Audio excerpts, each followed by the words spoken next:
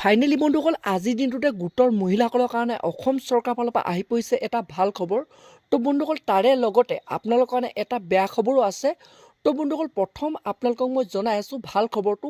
তো বন্ধুসকল আপোনালোকৰ যোনটো নেকি মহিলা উদ্যমিতা আঁচনি যোনটো নেকি 10,000 টকা, তো বন্ধুসকল আপোনালোকে এতিয়া অতি সোনকালে লাভ কৰিব। তো তাৰ ওপৰত মুখ্যমন্ত্ৰী ডাঙৰীয়াই এটা আজি ডাঙৰ ঘোষণা কৰিছে যে কোনটো মাহত কোনটো তাৰিখত সেই গোটৰ মহিলাসকলে 10,000 টকাটো লাভ কৰিব।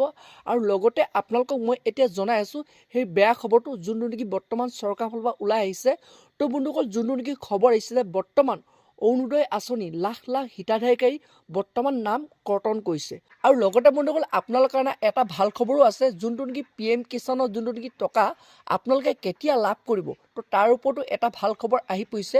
তো বন্ধুসকল আপোনালোকক মই সবিশেষ জনাম যোনটো নেকি বৰ্তমান মুখ্যমন্ত্ৰী ডাঙৰীয়াই ঘোষণা কৰিলে। আজি যোনটো নেকি ঘোষণা কৰিছে যে সেই গোটৰ মহিলাসকলে 10,000 টকা কেতিয়া লাভ কৰিব আৰু লগতে কোনসকল মহিলা আপোনালোকৰ যোনটো অৰুণোদয় আঁচনিৰ লিষ্টৰ পৰা নাম কটা হৈছে, তো সবিশেষ আপোনালোকক মই এই ভিডিঅ'টোতে দেখুৱাম।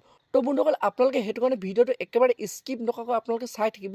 আৰু লগতে যদি আপোনালোকে মোৰ চেনেলটো নতুনকৈ আহিছে, চেনেলটো লাইক এটা কৰিব, পাৰিলে ছাবস্ক্ৰাইব কৰিব, লগতে আপোনালোকে বেল আইকনটো অন কৰি দিব। তো যেতিয়া এনেধৰণৰ খবৰবোৰ আহি থাকিব, তো প্ৰথমে আপোনালোকে সেই ভিডিঅ'টো লাভ কৰিব পাৰিব।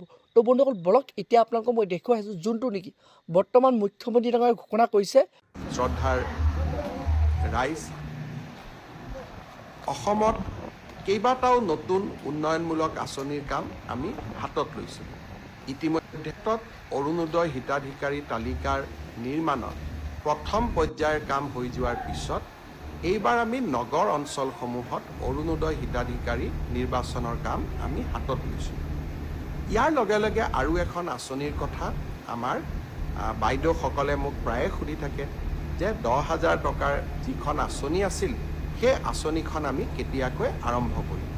ইতিমধ্যে সেই আঁচনিখনৰো প্ৰথম হিতাধিকাৰীৰ প্ৰথম তালিকাখন জিলা পৰ্যায়ত এই আঁচনিখনৰ হিতাধিকাৰীসকলক চূড়ান্তভাৱে নিৰ্বাচনৰ প্ৰক্ৰিয়া আমি ফেব্ৰুৱাৰী মাহত আৰম্ভ কৰিম।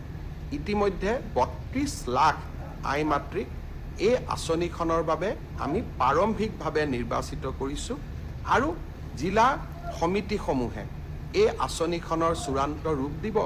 কম বেছি পৰিমাণে মই আশা কৰোঁ যে প্ৰায় 28ৰ পৰা 29 লাখ মাতৃক আমি এই আঁচনিখনৰ সুবিধা দিব পাৰিম।